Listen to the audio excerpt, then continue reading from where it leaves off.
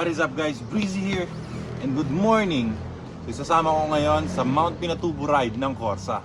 Pero bago yun,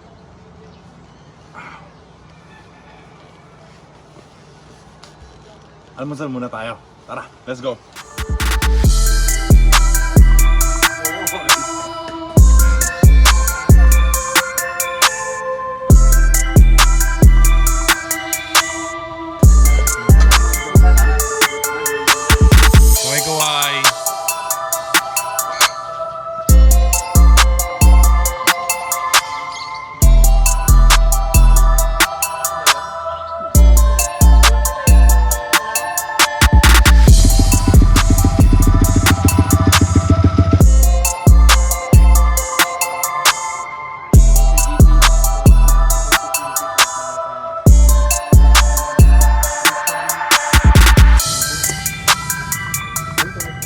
So dito na mag-start ang biyahe natin. First time kong sasabak sa Mount Pinatubo Trail. At ang gagamitin nga nating motor ay hindi talaga pang trail. Kung tutuusin, lugi tayo dito kasi mga kasama natin naka-enduro, naka-adventure bikes. Pero nung nakita ko yung iba namin kasama, lumakas yung loob ko. Meron ako mga kapwa na classic bike. Meron ding mga scooter na kasama. At lahat kami na Corsa Cross S tires. Pwera na lang dito sa mga enduro namin kasama. Pero sabi nila balang araw magkakaroon daw ng Cross X na talagang pang enduro. Pero mabalik tayo sa kwento ko. Mount Pinatubo Trail Ride na ito ay para matesting ang Cross S tires. Dito natin malalaman kung talaga bang pang off-road ang dual sport tire niya ito. Hindi lang basta pang kalye. Subok na ang gulong na to when it comes to long rides, mild na off-road, yung tipong lubak-lubak lang. Pero sa gagawin namin na ride na ito, sasagad natin ang Cross S tires. Hindi lang light off-road ang gagawin natin. Dadaan tayo sa lahar ng Mount Pinatubo. Tatawid tayo sa mga ilog. Aakyatin natin ang mabato na bundok ng Mount Pinatubo. Sasama ko kayo sa first time ride experience ko rito sa Mount Pinatubo. Tara! Ride na tayo.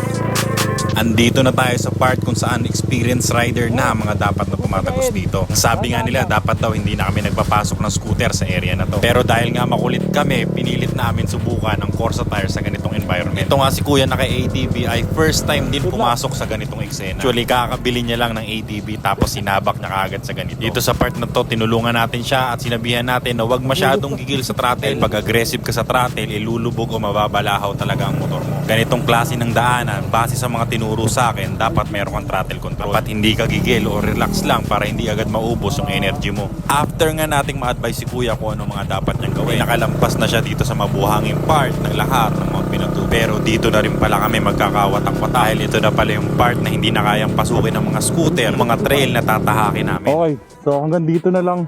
Boy, okay ka lang? Sige. Okay ka lang? Ano boy? So hanggang dito na lang si Jeff Gaspar. Papaalam na ako, ano. So yan sila yung mga scooter, hanggang dito na lang kasi nga daw, mga mahihinang nila lang. Ay, sakto na. Hindi nakakayanin ng mga scooter yung train doon. Kaya pabalik na kami. Kaya wala na. Tapos yung dadaanan pa namin pabalik, eto rin. Walang ibang dadaanan. So mahihirapan kayo Oh, doble. ADB nga hirap eh. 'Di ba? So tayo pa kaya NMAX. Max. Pero pumapalag boy. Palag-palag Kasi naman. naka Corsa tayo eh. tayo. Suspension ang bumigay sa gulong. Paalam. Kita-kita na lang tayo sa ano, sa bahay. quarters. Bilis, ingat ka boy. Putay mo boy. So ano?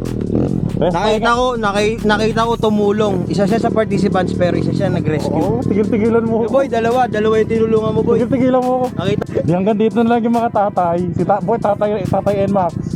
Tatay, pumalag. Ingat boy. Sige boy, Punta ako doon. ingat, sige na. Solid, kayo bak. Ang lapit. At kailangan ko na nga silang iwanan dito sa part na to at babalik na sila sa headquarters. O naman, kailangan kong habulin yung ibang grupo kasi napag-iwanan na ako. Naiwanan ako kasi kailangan kong i-guide at i-assist si Tatay NMAX.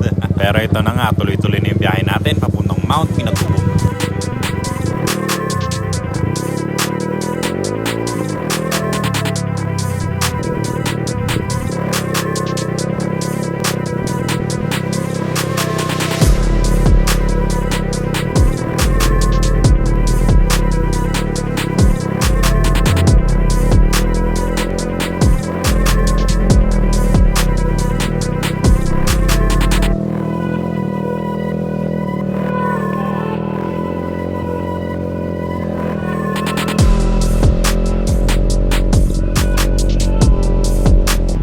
Andito na tayo sa part na mahirap na talaga kasi bato-bato na yung dinadaanan natin. Mahirap yung part na to para sa mga adventure bikes o malalaking motor. Titikitan ko sana siya para hawakan yung likod ng motor niya kaso late na.